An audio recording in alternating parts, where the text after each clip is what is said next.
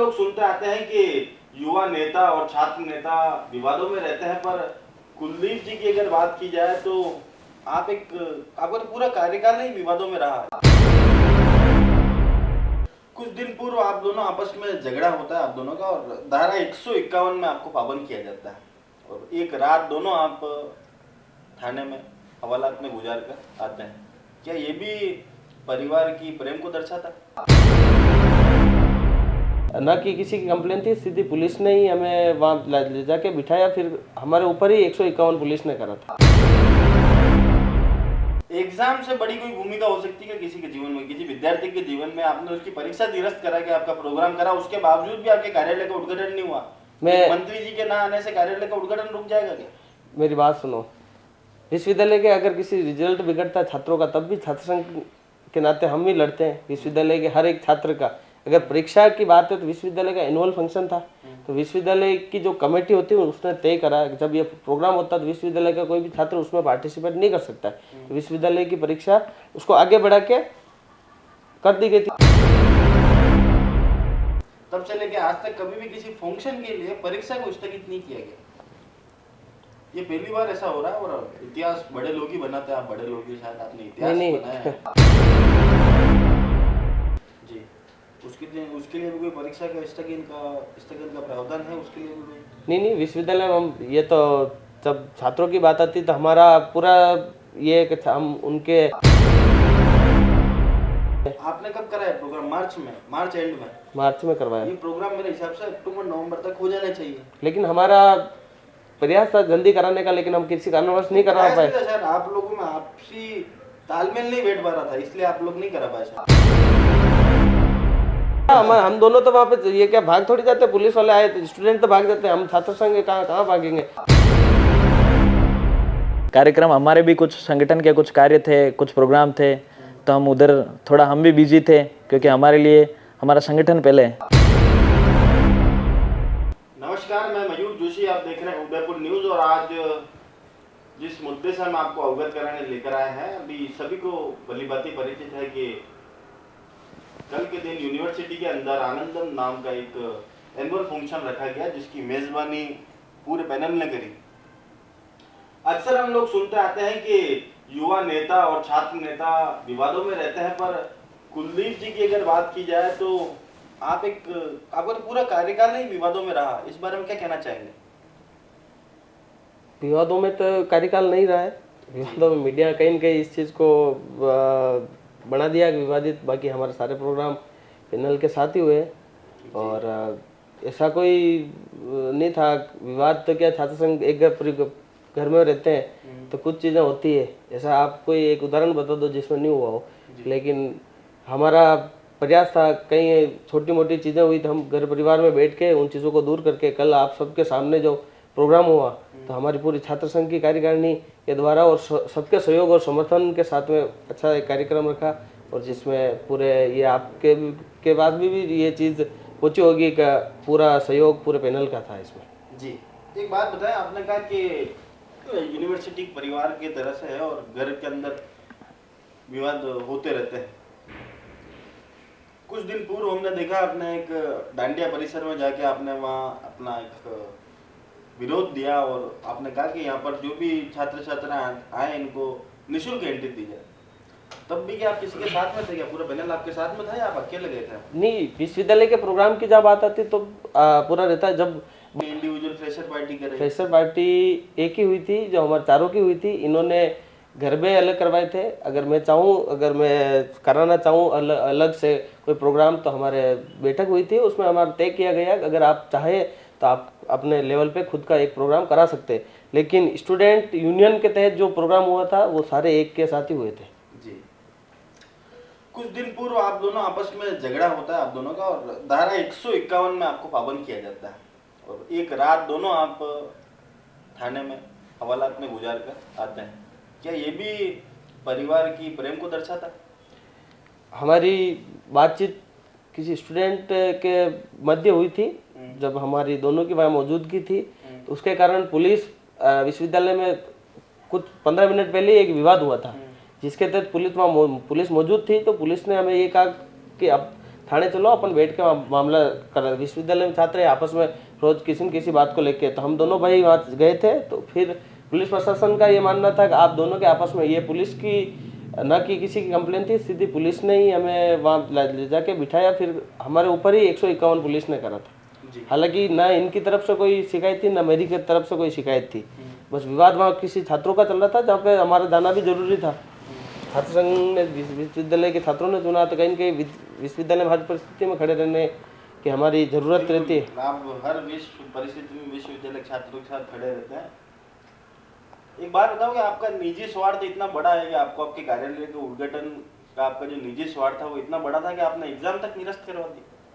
विश्वविद्यालय में जो चीज़ें होती, मैं कोई बाहर का चुनाव नहीं लड़ रहा हूँ, मैं कोई नगर निकाय या कोई बाहर का चुनाव नहीं था। विश्वविद्यालय के छात्र संघ का चुनाव है। विश्वविद्यालय के हर एक छात्र का अधिकार है उस प्रोग्राम में रहने का।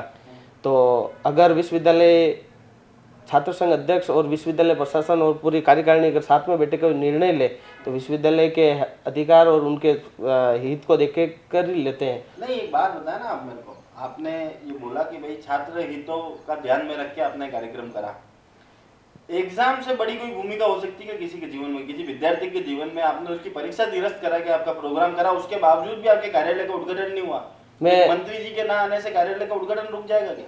मेरी बात सुनो, विश्वविद्यालय के अगर किसी रिजल्ट बिगड़ता है छात्रों का, तब भी छात्र संघ के नाते हम ही लड़ते हैं। विश्वविद्यालय के हर एक छात्र का, अगर परीक्षा की बात है तो विश्वविद्यालय का एनुअल फंक्शन था, तो विश्वविद्यालय की जो कमेटी होती है उसने तय करा कि जब ये प्रोग्राम होता है तो विश्वविद्यालय का कोई भी छात्र उसमें पार्टिसिपेट नहीं कर सकता है। तो विश्वविद्यालय की परीक्षा उसको आगे बढ़ा के कर दी गई थी। ये 4 दिन पहले ही इसकी सूचना सभी विद्यार्थियों को दी गई थी। बिल्कुल, विश्वविद्यालय की वेबसाइट पे।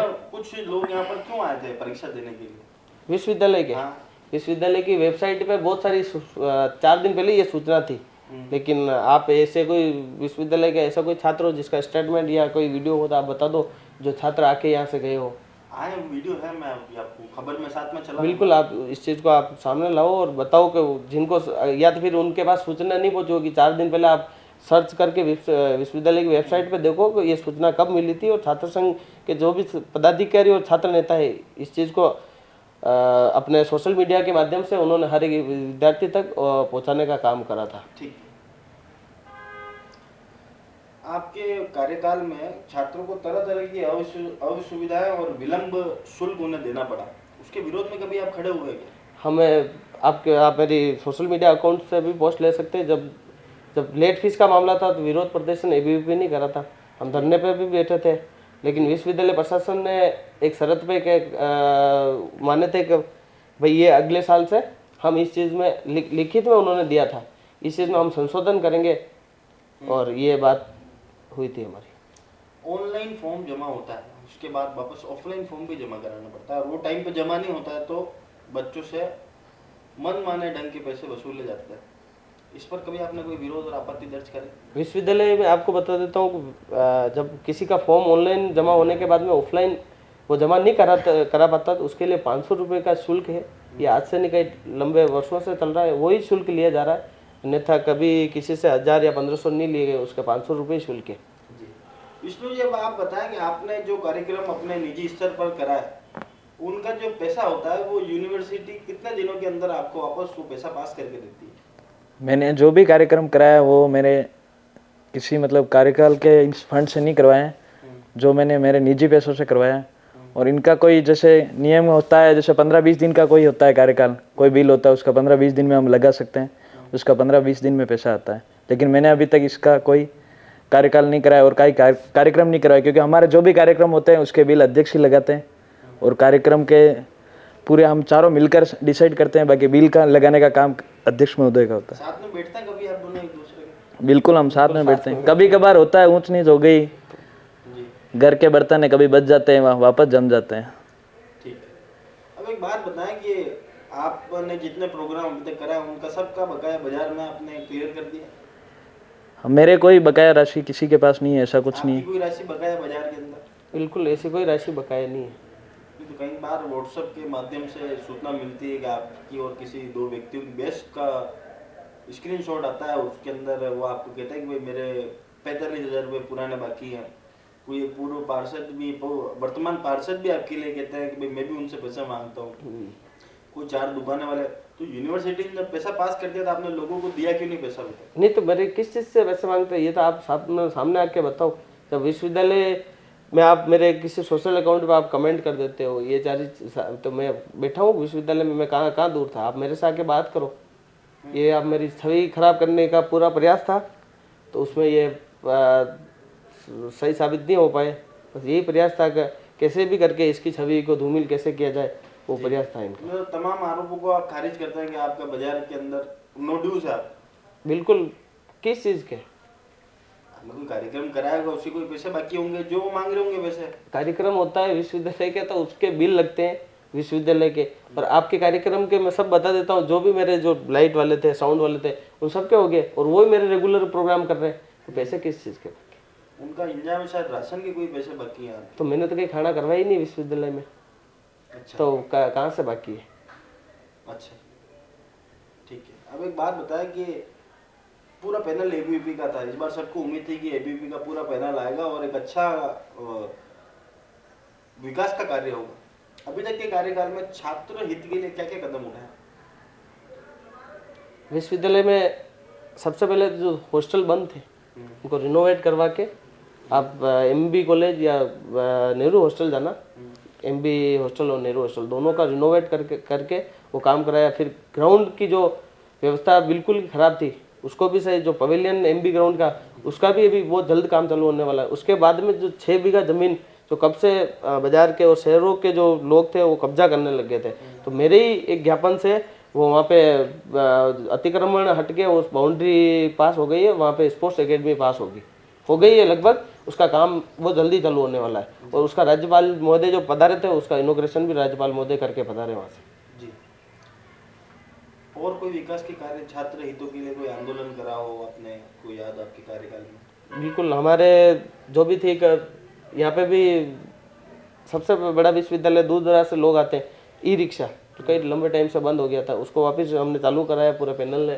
फिर उसके बाद में एक लंबे टाइम से मांग थी छात्रों की सिटी बस की, जो बाहर के और बहुत सारे मेरे साथी छात्र संघ के है भाई और छात्र नेता हैं जिन्होंने भी मेहनत करी, और मैंने मेरे खुद के लेटर पैड से 2-4 बार मैंने नगर निगम को भी अवगत कराया। और तो आज सिटी बसें विश्वविद्यालय परिसर के गेट मुख्य द्वार तक सिटी बस चल रही। कहीं न कहीं हम मानते हैं कि ये छात्रों की मेहनत थी जो रंग लाई।